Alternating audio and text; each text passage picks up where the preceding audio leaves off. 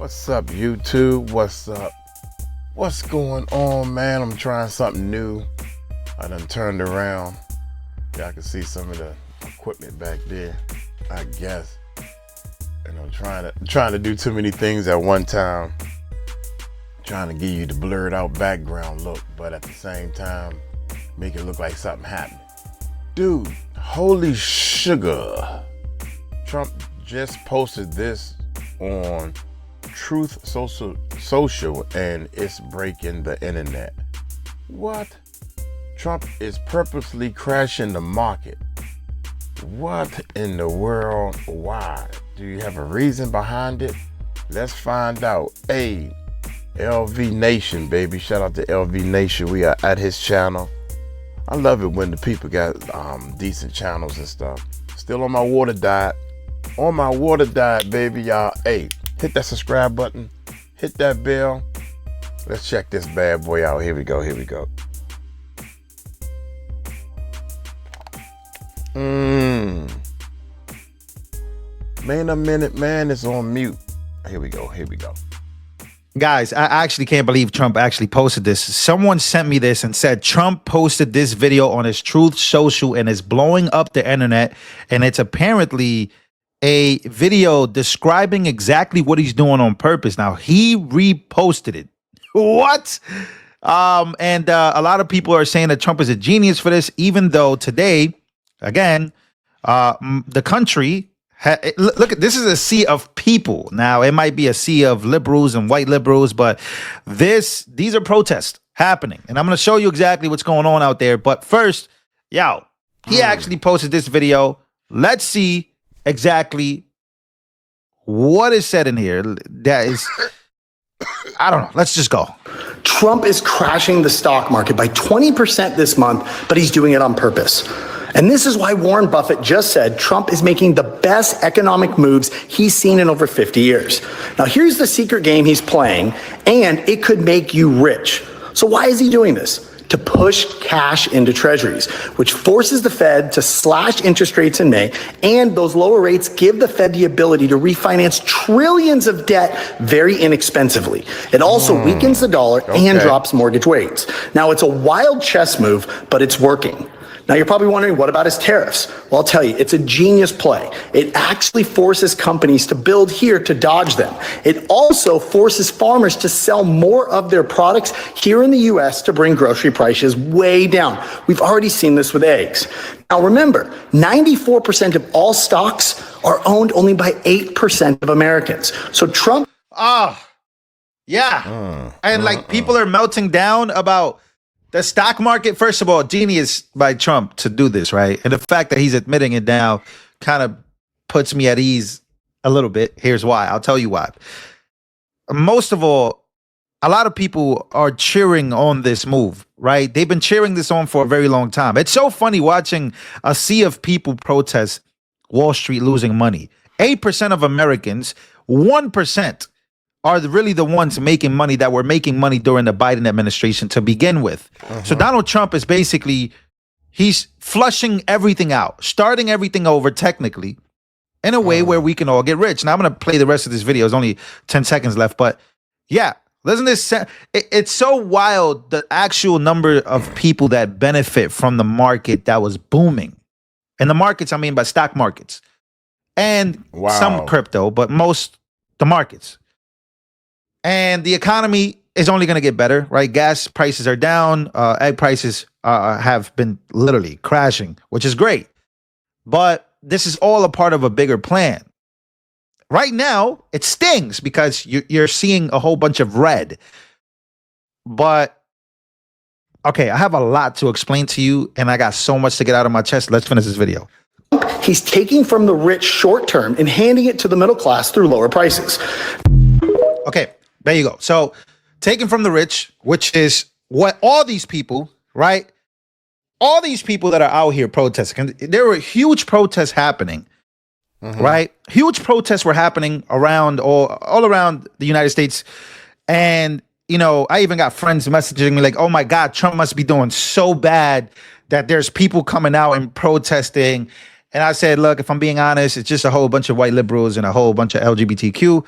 obviously they're going to be protesting for the rest of the 4 years for obvious reasons. Aside from that, Trump, there is a wealth transfer happening right now in front of everybody. A wealth transfer happening in front of us where Donald Trump is basically wrecking Wall Street, even though now Wall Street is betting against Donald Trump, right? They're shorting everything now, especially with the tariffs. But Trump is now admitting that, hey, I'm doing this.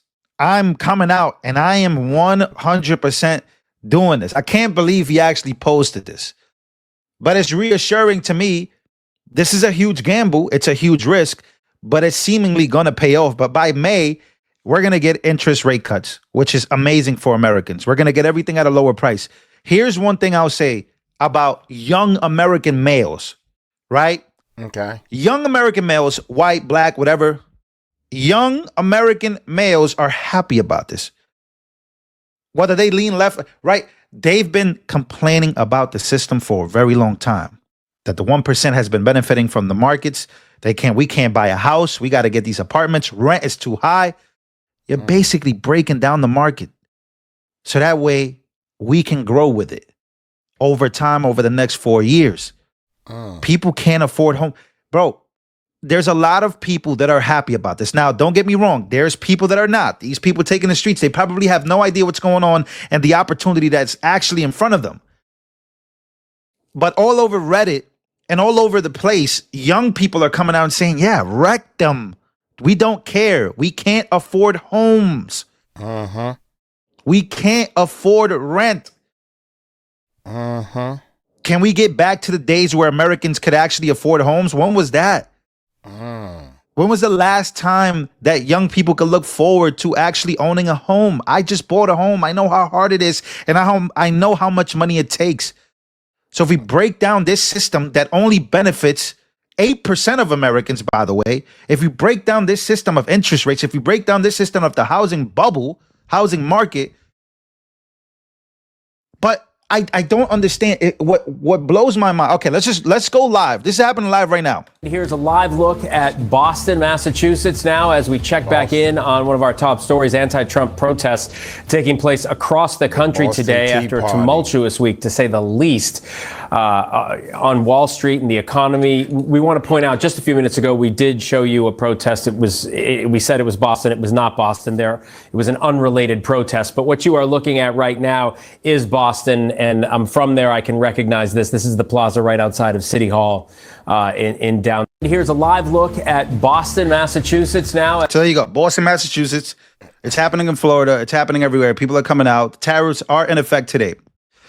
Wall Street is getting wrecked. People are losing their longs. People are losing money.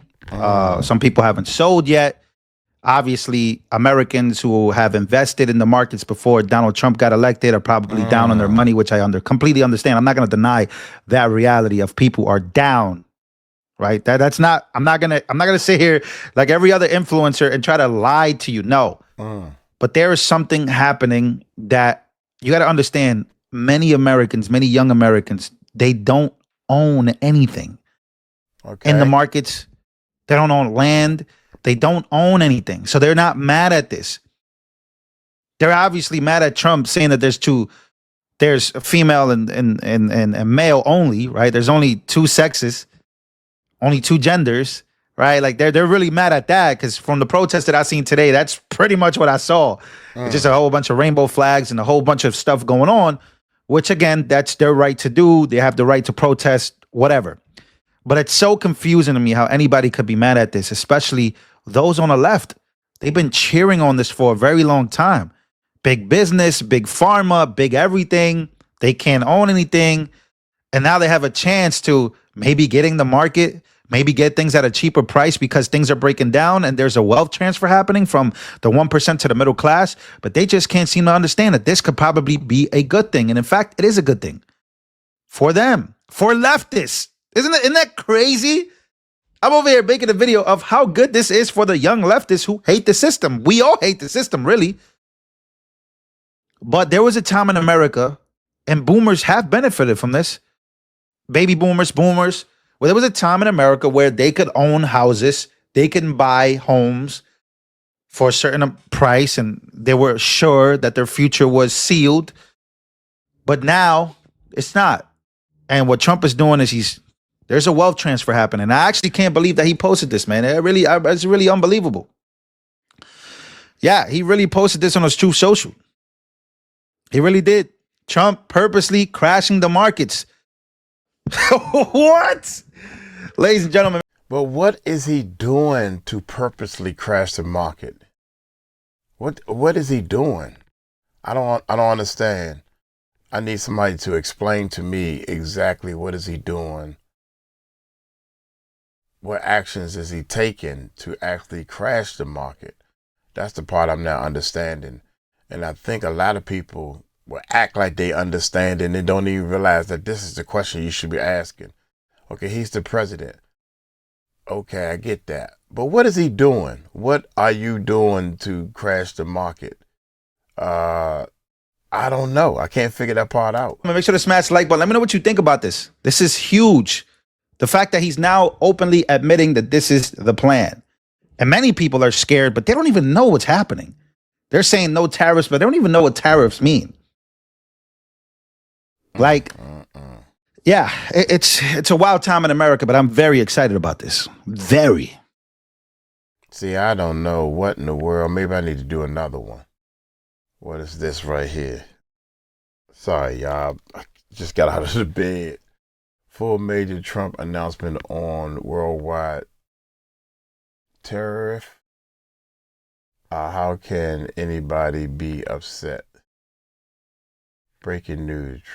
President Trump unveils world shaking receptacle traffic. Let's see what this one says.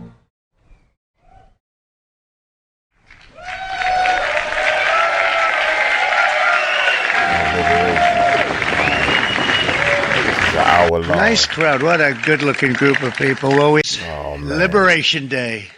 Waiting for a long time. April 2nd, 2025 will forever be remembered as the day American industry was reborn, the day America's destiny was reclaimed, and the day that we began to make America wealthy again. Going to make it wealthy, good and wealthy. Okay. For decades, our country has been looted, pillaged, raped, and plundered by nations near and far, both friend and foe alike. American steel workers, auto workers, farmers, and skilled craftsmen, we have a lot of them here with us today. They really suffered gravely. They watched in anguish as foreign leaders have stolen our jobs, foreign cheaters have ransacked our factories, and foreign scavengers have torn apart our once beautiful American dream. We had an American dream that you don't hear so much about. You did 4 years ago, and you are now, but you don't too often, and for many years and decades even, you didn't hear too much about. Our country and its taxpayers have been ripped off for more than 50 years, but it is not going to happen anymore. It's not going to happen.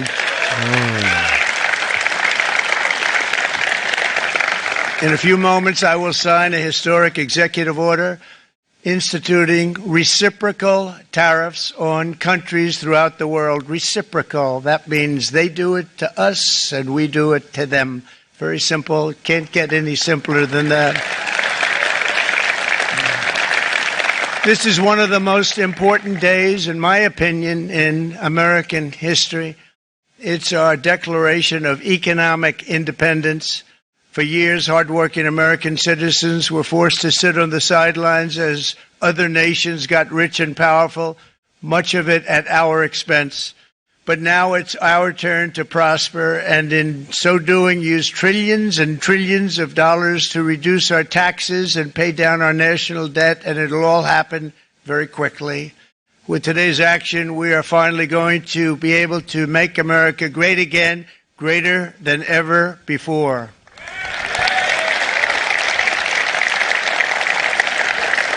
Jobs and factories will come roaring back into our country, and you see it happening already. We will supercharge our domestic industrial base. We will pry open foreign markets and break down foreign trade barriers. and ultimately more production at home will mean stronger competition and lower prices for consumers. This will be indeed the golden age of America. It's coming back, and we're going to come back very strongly. We're pleased to be joined on this momentous occasion by Vice President J.D. Vance. J.D., thank you. Thank you. Thank you very much. Where are you, J.D.? No, that wasn't too hard to find. I was looking, he likes to take a low-key attitude, so it'd usually be sit right in front. He's gaining a lot of confidence, Mike, isn't he? And nearly my entire cabinet is here, as well as Speaker Mike Johnson, who's done an amazing job. And with the great success we had last night in Florida, we have a majority of 7. And 7's like a lot when we had it at 1, right? You've done a fantastic job. And many of the members of the House and Senate are with us. Senators, Congressmen, thank you all for being with us. We appreciate it. For decades, the United States slashed our trade barriers on other countries, while those nations placed massive tariffs on our products and created outrageous non-monetary barriers to decimate our industries. And in many cases, the non-monetary barriers were worse than the monetary ones. They manipulated their currencies, subsidized their exports, stole our intellectual property, imposed exorbitant VAT taxes to disadvantage our products, adopted unfair rules and technical standards, and created filthy pollution havens. They were absolutely filthy, but they always came to us and they said, we're violating, we should pay for it. It's all detailed in a very big report by the U.S. Trade Representative on Foreign Trade Barriers, and I'll just hold it up for you. It's available, and you don't have to pay too much. As I understand it, you'll pay nothing. It's a lot of work for something, actually, because it's a special book. It's frankly, it's very upsetting when you read it, when you see what people have been doing to us for 30 years. This all happened with no response from the United States of America, none whatsoever. But those days are over. Let me offer just a few examples of the vicious attacks our workers have faced for so many years. The United States charges other countries only a 2.4 tariff on motorcycles. Meanwhile, Thailand and others are charging much higher prices, like 60%. India charges 70%. Vietnam charges 75%, and others are even higher than that. Likewise, until today, the United States has for decades charged a 2.5 tariff. Think of that, 2.5% on foreign-made automobiles. The European Union charges us more than 10% tariffs, and they have 20% VATs, much, much higher. India charges 70%, and perhaps worst of all are the non-monetary restrictions imposed by South Korea, Japan, and very many other nations. As a result of these colossal trade barriers, 81% of the cars in South Korea are made in South Korea. 94% of the cars in Japan are made in Japan. Toyota sells 1 million foreign-made automobiles into the United States, and General Motors sells almost none. Ford sells very little. None of our companies are allowed to go into other countries. And I say that, friend and foe. And in many cases, the friend is worse than the foe in terms of trade. But such horrendous imbalances have devastated our industrial base and put our national security at risk. I don't blame these other countries at all for this calamity. I blame former presidents and past leaders who weren't doing their job. They let it happen, and they let it happen to an extent that nobody can even believe. That's why, effective at midnight, we will impose a 25% tariff on all foreign-made automobiles. Okay. Thank you. Brian, I'd like to have you come up here for a second, okay? I just see him sitting. He's been a fan of ours, and he understands this business a lot better than the economists, a lot better than anybody. Brian, say a few words, please, would you? Thank you, Mr. Thank you. It's a great honor to have you. Thanks. Thank you, Mr. President. I grew up just north of Detroit, Michigan, in Macomb County. known as the home of the Reagan Democrats. My first vote for president was for Ronald Reagan. I thought that was going to be the best president I ever saw in my lifetime until Donald J. Trump came along. I have watched my entire life, I have watched plant after plant after plant in Detroit and in the Metro Detroit area close. There are now plants sitting idle. There are now plants that are underutilized. And Donald Trump's policies are going to bring product back into those underutilized plants. There's going to be new investment. There's going to be new plants built.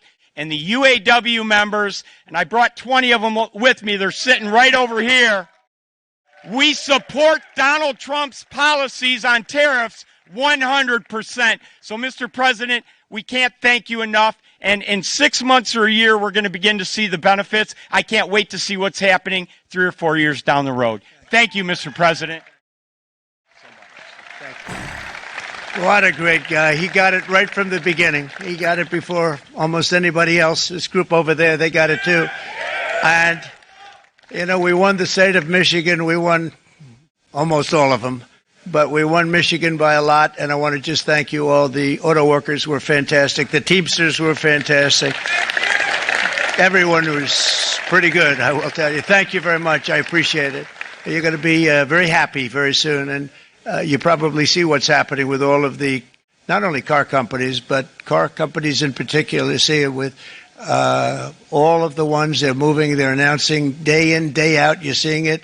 Nobody's ever seen anything like that. With today's actions, we're also standing up for our great farmers and ranchers who are brutalized by nations all over the world. It's brutalized. Canada, by the way, imposes a 250 to 300% tariff on many of our dairy products. They do the first can of milk. They do the first little carton of milk at a very low price, but after that it gets bad, and then it gets up to 275, 300%. So when they're figuring what's Canada charging, they say, oh, about 2%, 3%. But take a look at what happens down the road. When you look a little bit, it's not a pretty picture, and we don't like it, and it's not fair. It's not fair to our farmers. It's not fair to our country. And with countries like Canada, you know, we subsidize a lot of countries and keep them going and keep them in business. In the case of Mexico, it's $300 billion a year. In the case of Canada, it's close to $200 billion a year. And I say, why are we doing this? Why are we doing this? I mean, at what point do we say, you got to work for yourselves, and you got to, this is why we have the big deficits. This is why we have that amount of debt that's been placed on our heads over the last number of years. And we're really not taking it anymore. Through non-tariff barriers, the European Union bans imports of most American poultry. You understand? They say, we want to send you our cars, we want to send you everything, but we're not going to take anything that you have. Australia bans, and they're wonderful people and wonderful everything, but they ban American beef, yet we imported $3 billion of Australian beef from them just last year alone. They won't take any of our beef. They don't want it because they don't want it to affect their farmers. And you know what? I don't blame them, but we're doing the same thing right now, starting now we about midnight tonight, I would say. Now we're getting some explanation of how is he going. And China charges American rice farmers an overquota, it's called, a tariff rate of 65%. South Korea charges 50%. Actually, they charge different, from 50% to 513%. And Japan, our friend, charges us 700%, but that's because they don't want us selling rice and other things. Who can blame them, Madam Secretary? Agriculture, great job you did on eggs, by the way. The egg prices came down 50%. You got them down 50%. Once we got involved, they were going through the sky. The egg prices, they were going through the sky, and you did a fantastic job. Now we have lots of eggs, and they're much cheaper, down about 59% now, and they're going down further. We charge 2.8% for so many things that other countries are charging 200%, 300%, and 400% for. If imposing tariffs and protective barriers made nations poor, then every country on earth would be racing to eliminate these policies, and China would be the first on line. They run a very strong country. but they're not first in line, and the American people are paying a very big price. From 1789 to 1913, we were a tariff-backed nation, and the United States was proportionately the wealthiest it has ever been. So wealthy, in fact, that in the 1880s, they established a commission to decide what they were going to do with the vast sums of money they were collecting. We were collecting so much money so fast, we didn't know what to do with it. Isn't that a nice problem to have? What do you think, Marco? Good problem? Marco would love that problem. But we don't have that problem anymore, but we're not going to have it very much longer, I will tell you. But they collected so much money, they actually formed a commission to determine what they were going to do with the money, who they were going to give it to, and how much. Then in 1913, for reasons unknown to mankind, they established the income tax so that citizens, rather than foreign countries, would start paying the money necessary to run our government.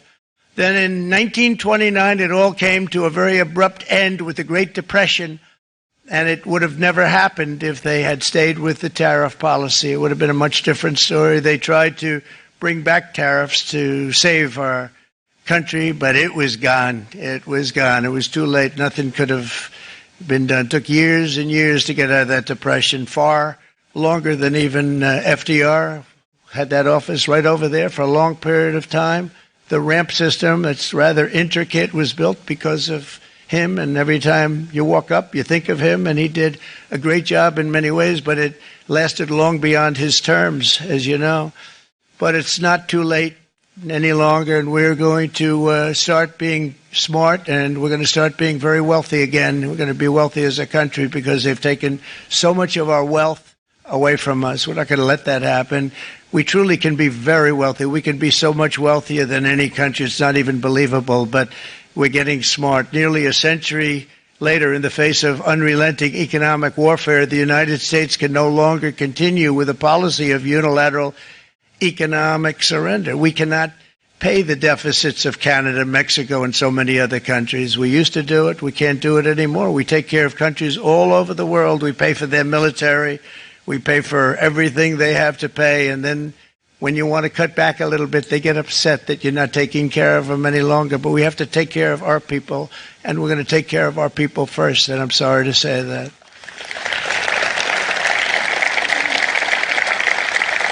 And today we're standing up for the American worker, and we are finally putting America first.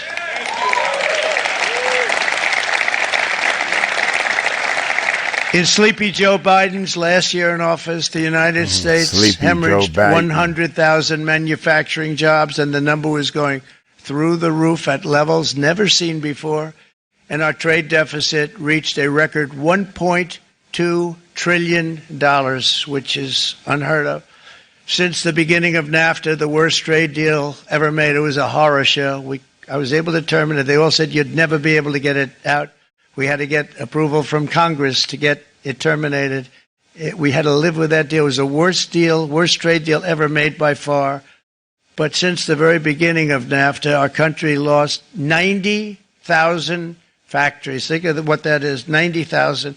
Think about putting a map up and putting tax on it. You wouldn't have enough room. 90,000. I said, is that possible? We had it checked 4 different times, and it was actually somewhat higher than that. And 5 million manufacturing jobs were lost while racking up trade deficits of $19 trillion. That was the worst trade deal ever made. As a result of these gigantic losses, foreign nations now own $26 trillion more of American assets than think of this, than the Americans own of their own foreign assets or other foreign assets. The United States can no longer produce enough antibiotics to treat our sick. All y'all close-minded people, y'all need to check this out, man. I don't know, I should have said this earlier, but I know one thing, close-minded people have already checked out, because one of the things you need to do is, if this person is an enemy of yours, Donald Trump, you have to study your enemies. Figure out, tell me why you don't like Donald Trump. Nobody can tell me that part. We have a tremendous problem. We have to go to foreign countries to treat our sick. If anything ever happened from a war standpoint, we wouldn't be able to do it. We import virtually all of our computers, phones, televisions, and electronics. We used to dominate the field, and now we import it all from different countries. A single shipyard in China now produces more ships every year than all of the American shipyards combined. Think of that. And it was a business that we used to dominate. We used to dominate it totally. In short, chronic trade deficits are no longer merely an economic problem. They're a national emergency that threatens our security and our very way of life. It's a very great threat to our country. And for these reasons, starting tomorrow, the United States will implement reciprocal tariffs on other nations. It's been a long time since we even thought of that. We used to think about it a lot. We didn't think about it for many decades, and you see what's happened. For nations that treat us badly, we will calculate the combined rate of all their tariffs, non-monetary barriers, and other forms of cheating. And because we are being very kind, we're kind people, very kind. You're not so kind when you got ripped off with your salaries. My auto worker friends and my Teamster friends and all of the unions that typically voted Democrat, they're not voting Democrat anymore because worker, whether union or non-worker, they're for the Republicans now. That's what happened. But we will charge them approximately half of what they are and have been charging us. So the tariffs will be not a full reciprocal. I could have done that, yes, but it would have been tough for a lot of countries who didn't want to do that. I'd like to see the chart if you have it. Could you bring it up, Howard? This is our great Secretary of Commerce, Howard Lutnick. Thanks, Howard. So if you look at that, China, first row, China, 67%. That's tariffs charged to the USA, including currency manipulation and trade barriers. So 67%, I think you can, for the most part, see it. Those with good eyes, with bad eyes. We didn't want to bring, it's very windy out here. We didn't want to bring out the big charts because it had no chance of standing. Fortunately, we came armed with a little smaller chart. So it's 67%, so we're going to be charging a discounted reciprocal tariff of 34%. I think, in other words, they charge us, we charge them less. So how can anybody be upset? They will be because we never charge anybody anything. But now we're going to charge. European Union, they're very tough, very, very tough traders. You think of European Union, very friendly. They rip us off. It's so sad to see.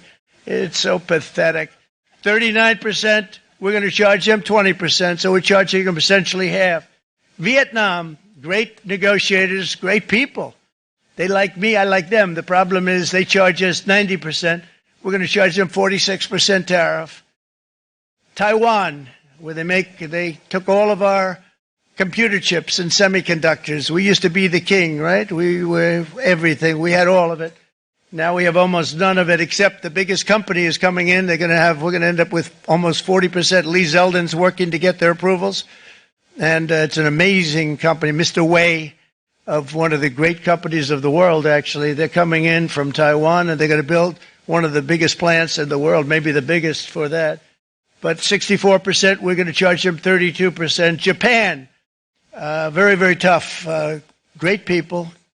And again, I don't blame the people for doing it. I think they're very smart in doing it. I blame the people that sat right in that Oval Office, right over there, right behind the Resolute desk, or whichever desk they chose. And the ones that accepted. Japan, 46%. They would charge us 46%, and much higher for certain items like cars, little items like cars.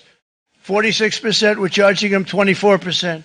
India, very, very tough, very, very tough.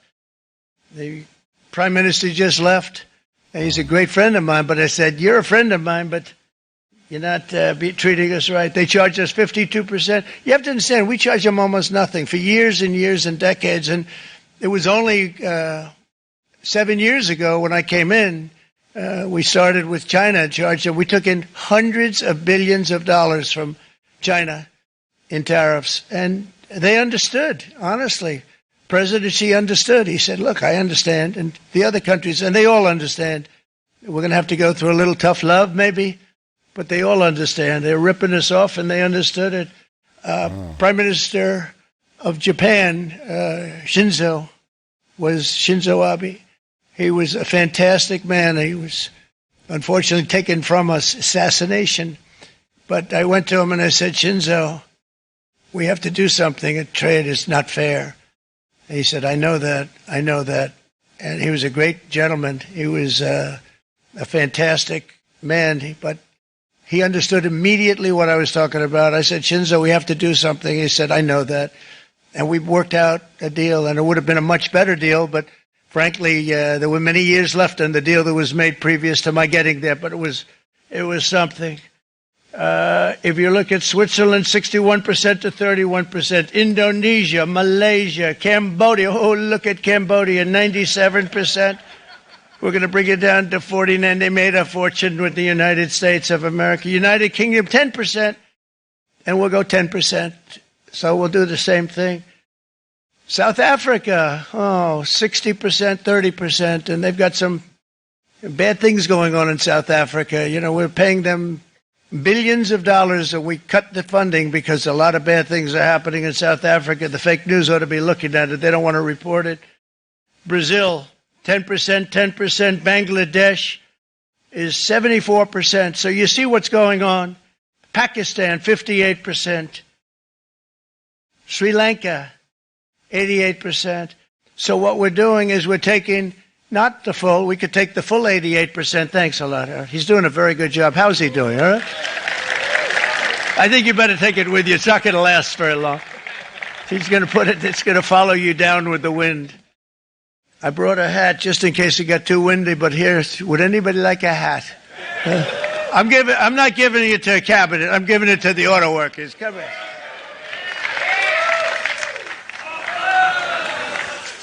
Thank you, fellas. Get it. That's it. That's it.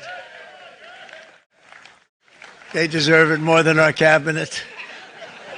Our cabinet has plenty of hats.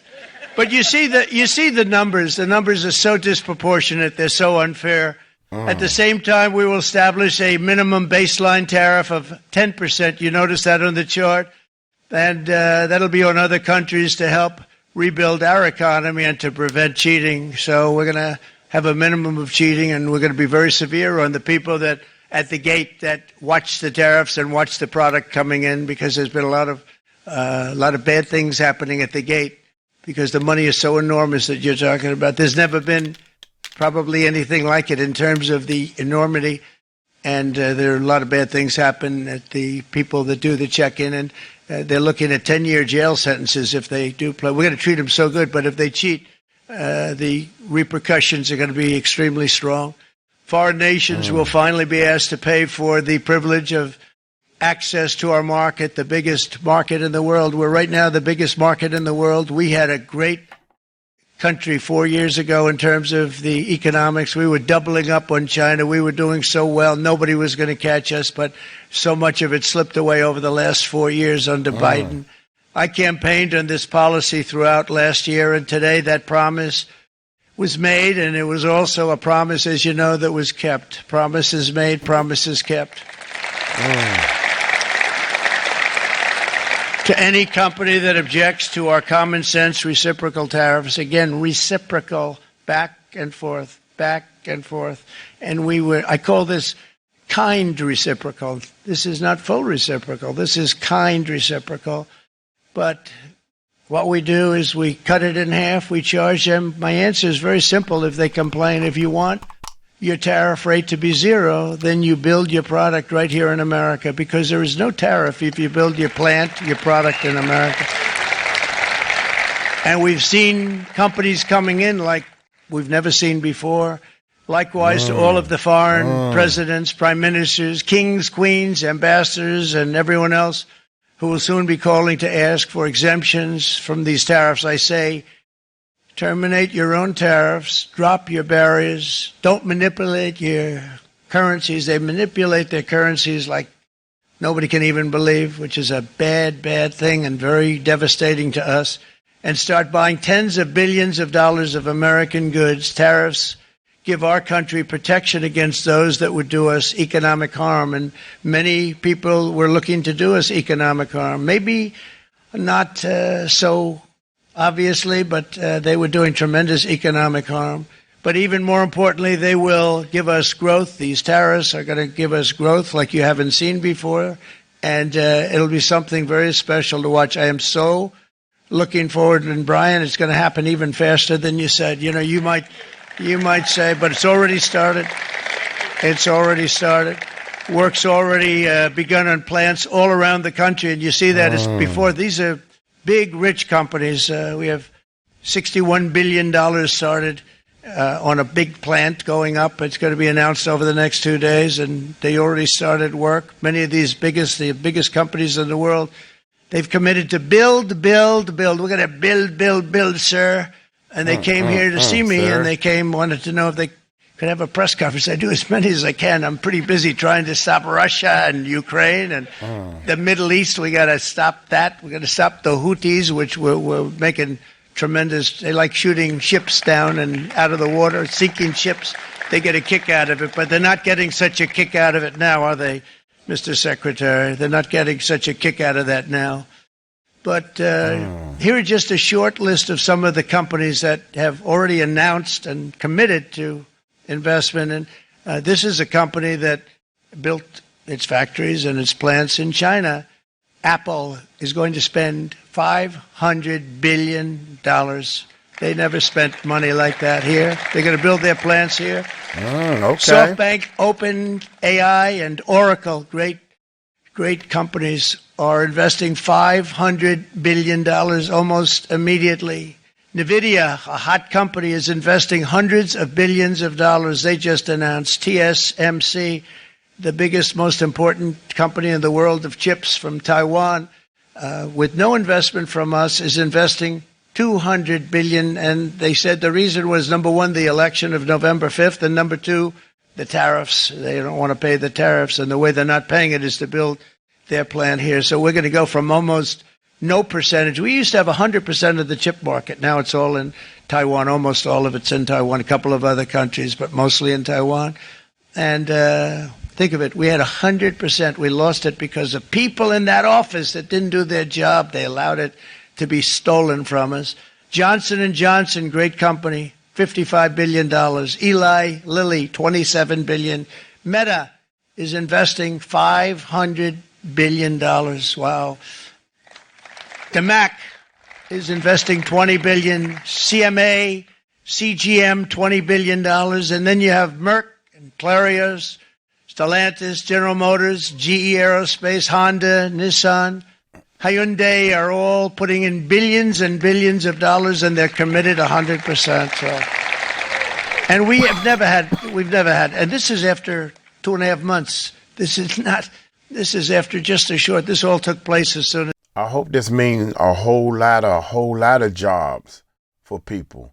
As we came out with what everybody wanted to do. You know, I watched a gentleman today on television. He used to work with Lee Iacocca, a very respected automobile person, and he said, you know, because they're asking people, and they try and get as many negative people as they can, but they can't find them too much. It's pretty hard to find in terms of what we're doing, especially when they see all this investment.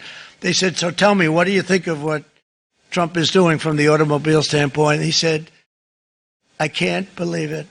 Somebody is finally, he's an older guy, real pro, really top guy, with Lee Iacocca. He said, I never thought I'd see the day when this would happen, where somebody had the courage to go and do what has to be done.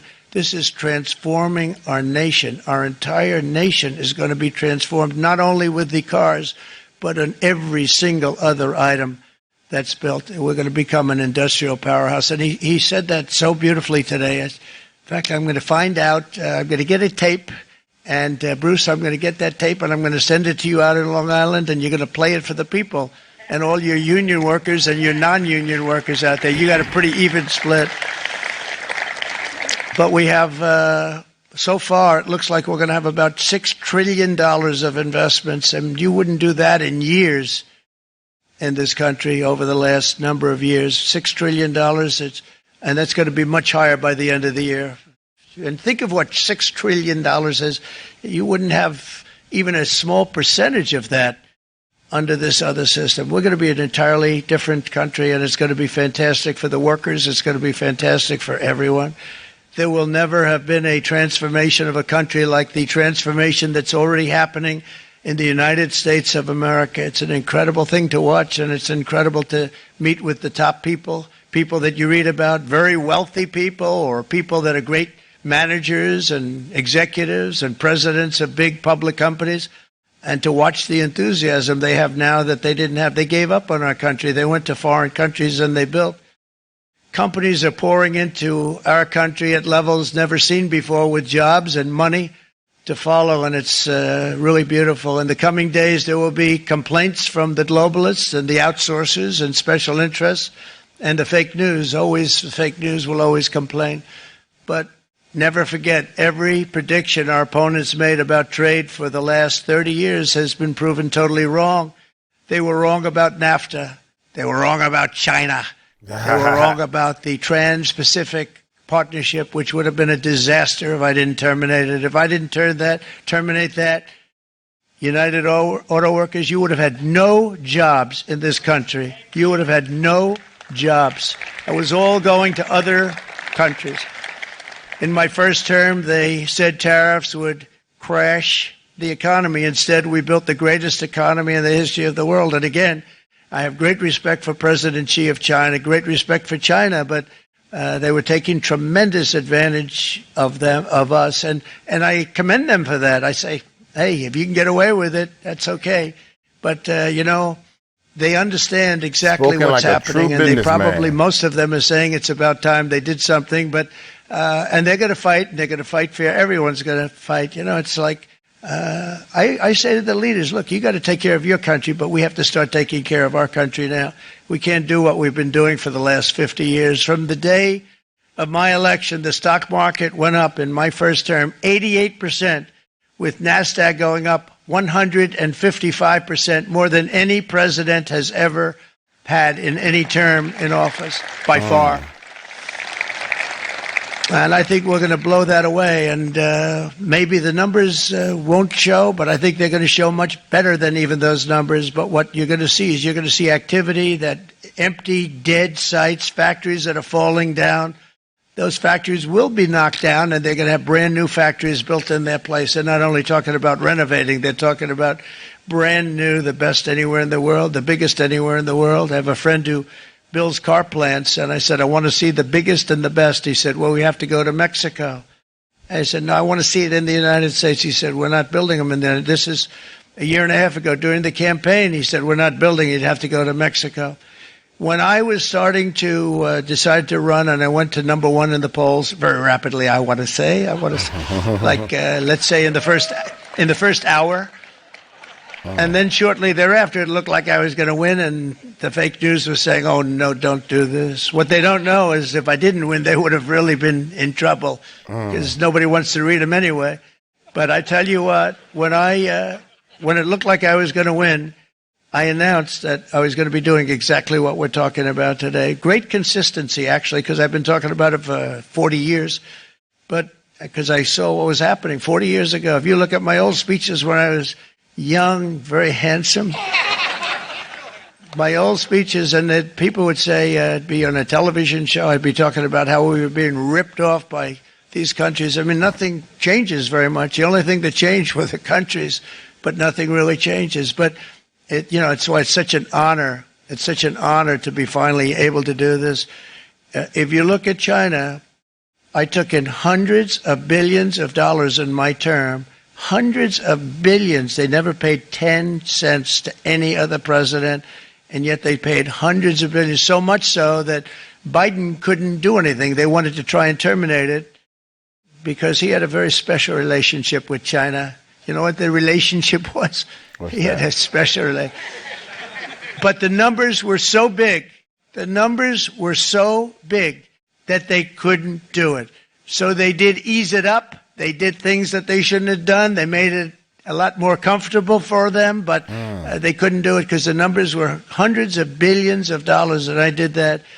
And we were on our way to doing something like incredible. And then we had a very bad election happen, a very bad election. A lot of bad things happened. So when I said we got to do it again, I said we have to make it too big to rig. And we made it too big to rig, and we won in records. And it was a monumental win. And it was such an honor to see so many of you, like Brian and your friends, here with us to celebrate and to, more importantly, celebrate what we're doing, because that wouldn't be a full celebration if we didn't do this, because this will be an entirely different country in a short period of time. It'll be something the whole world will be talking about it. The critics made the very tired predictions earlier this year, but in February, core inflation dropped to the lowest rate in 4 years. And the price of eggs, as you know, just in a month and a half, we were there for 4 weeks. And the first week I got blamed for eggs. I said, I just got here. They said eggs have gone up at like 250% and you can't get eggs. And they were going crazy. And I said, I just got here. And then we got to work on eggs. And we got to work on everything. And our great Secretary of Agriculture, you did a fantastic job. Brooke Rollins, she did a fantastic job. And as I said before, the price of eggs dropped now 59%, and they're going down more, and the availability is fantastic. They were saying that for Easter, please don't use eggs. Could you use plastic eggs? I said, we don't want to do that. We want to, and you really came through. It's an amazing job. Thank you very much, Brooke. You did great. But likewise, an old-fashioned term that we use, groceries. I used it in the campaign. It's such an old-fashioned term, but a beautiful term, groceries. It sort of says a bag with different things in it.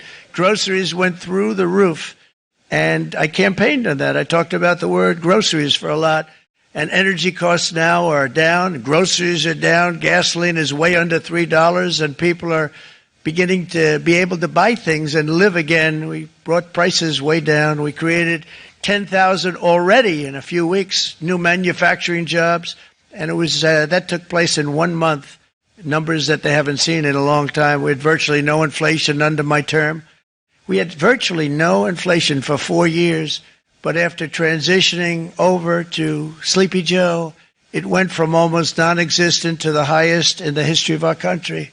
They're the highest inflation in the history of our country, brought up by energy and bad spending and bad policy, and a lot of bad things happened. How about allowing millions and millions and millions of people to pour into our country with open borders? Here we go. It's so sad to see even now. And I see our great secretary of you have done. Stand up, please, Christy. Stand up. Christy Noem. Now you got my interest. And Tom Homan. These people are doing a great job, but gotten them out in records. We have problems with judges that don't want them to go out. They want Tren de Aragua, and they want MS-13, the most vicious gangs ever. Nobody's ever seen anything like it. Absolute killer gangs. They kill people. They don't even think about it. And we put them out, and we have judges now, radical left judges that they don't want them to go out. They want them to even be brought back. Let's bring them back. You've done a fantastic job, and please thank everybody. Homeland Security, thank everybody. Appreciate it. And we now have a border that's the best border that we've ever had, even better than it was my first term. My first term we did good, but this one we really specialized in. We've done really well. And we had records then. We had the best, safest border. 4 years ago, we had the best border there ever was. And now we have, you've actually matched it and done even better. And we're going to get it down the right way. And we want people, by the way, to come into our country, but we want to come in through a legal process. We want them to come in legally. We need more people. We need people to run these plants and to help the auto workers and the Teamsters and the non-union people and everybody else. But we need people and the farmers. And we're going to let people come in, but they want to come in. We want them to come in legally. They have to have the capability of loving our country, not people that hate our country. We don't want them in our country. And now we're going to pass the largest tax cuts in American history, and that's where we're relying on Mike and John Thune. And we will not cut Social Security, Medicare, or Medicaid benefits, and the Democrats will, because if they got in, the entire economy would collapse. This country was heading for a collapse under the people that you saw. They were horrible. I think one of the reasons people like the job, I have my highest approval ratings because I think they're comparing me to the worst administration in the history of our country. So I appreciate that at least. But Speaker of the House, Mike Johnson, and Senate Majority Leader, appreciate it, Mike. John Thune have been fantastic, by the way. But they've been working tirelessly on taking the next step to pass the plan for our one big, beautiful bill. I'd like to name it that if you can. One big, I made that statement about 6 months ago, and everybody calls it one big, beautiful bill. And it will be that. It'll have everything, the big tax cuts and every incentive there is. And it'll be fantastic. And by the way, for the cars, we're asking for an interest deduction on a loan. So if you build the car only in America, we do it, Brian. If the car's not built in America, you don't get the interest rate deduction. But if you build the car in America, if you buy a car, if it's built in America, then you get an interest rate deduction, tax deduction, and that's a big thing. That's going to be a big thing. I think that's going to pay for itself very quickly, that deduction. Never happened. We've never had anything like that before. Somebody said, where do you get the idea? Because it's so basic. You would think that would have happened a long time ago. It never did, and I'm very happy it didn't because now I can say that was my idea. But we're going to get us closer to the debt extension. We have to get the debt extension passed, and I know you're going to be able to do that, Mike, and it's very important that you do that. And all of the other things that the Senate budget plan gives us, along with working, because I know they're working together, John and Mike, and the two bills are going very well together. We need to get our shared priorities done, including certain permanent tax cuts. We want the tax cuts to be permanent, spending cuts, energy and historic investments in defense, border, and so much more. We're covering everything. These will be phenomenal. There'll be no bill like this going to straighten. One bill is going to straighten out our country for many, many years to come. And we said, let's just do it and let's get it done. And some guys will love it and some guys will like it a little bit less because they're not getting what they were exactly looking for, but they're getting a lot. They'll never, if we get this done, it'll be the most incredible bill ever passed in the history of our Congress and Senate and congressmen, the senators and the congressmen, many of whom are here today, will be very proud of themselves. I really believe that. It's going to set us on a whole new prosperous path. We're going to cut spending and right-size the budget back to where it should be. We're going to do that very strongly. Thank you, Rick. Thank you. John, thank you. Oh, look at all of our senators over there. Oh, boy. That's a nice group of people. But I won't like them so much if they don't get this bill done. That's a great group. And Congressman, thank you very much. I appreciate it. Tremendous people. The Senate plan is my complete and total support. And the House plan, likewise, is very similar. They're moving along pretty much at the same clip. And as soon as you're ready, you'll show it to me. And I'm sure it'll have my support, Mike. Every Republican congressman and senator must unify. We have to unify. We can't be separated. We have to get it done. We have to get absolutely everything we can, and we have to take care of the American people. That's the only thing that matters. We have to take care of the American people first. We need to pass this bill immediately, get it done, including debt extension. From this day on, we're not going to let anyone tell us that American workers and families cannot have the future that they deserve. We're going to produce the cars and ships, chips, airplanes, minerals, and medicines that we need right here in America. The pharmaceutical companies are going to become roaring back. They're coming roaring back. They're all coming back to our country because if they don't, they got a big tax to pay. And if they do, I'll be very happy, and you're going to be very happy, and you're going to be very safe. We're going to build our future with American hands, with American heart, American steel, and we're going to build it with American pride like we used to. We're approaching our 100th day as president and have been given credit by a lot of people, actually, even some of the fake news. Can you believe it? Which in this case hopefully isn't fake, for having done more in that time than any other administration in the history of our country in the first 100 days. I think we've had an amazing in terms of what we've done, what we've gotten accomplished. I'd like to see if we can get that war ended and another war from not starting in the Middle East. We have to get Russia. They're losing 2,000 on average, 2,500 people a day, young people, soldiers, Russian. Think of that, 2,500 through some days, but on average, probably over about a 1 week period, it's 2,712. They say they're losing those soldiers. They're dying. They're being decimated, and they're not from our country, but they're from other countries. But they're human beings. They're from Russia. They're from Ukraine in this period, most of them. And we're going to get it stopped. It's a senseless war that would have never happened if I was president, and it shouldn't be allowed to go on. And I think we're being given good cooperation by Russia and by Ukraine, but we have to get it stopped. It's humanity. It's humanity. It's a terrible thing. This will be a very big moment. I think you're going to remember today. It's going to be a free nation that we're dealing with. We're going to have a very free and beautiful nation. It's going to be Liberation Day in America, and it's going to be a day that hopefully you're going to look back in years to come and you're going to say, you know, he was right. This has turned out to be one of the most important days in the history of our country. God bless you and God bless America. Thank you, everybody. Thank you very much. Wow. Thank you. Thank you very much. Wow. Seems to me that I just learned something. It seems like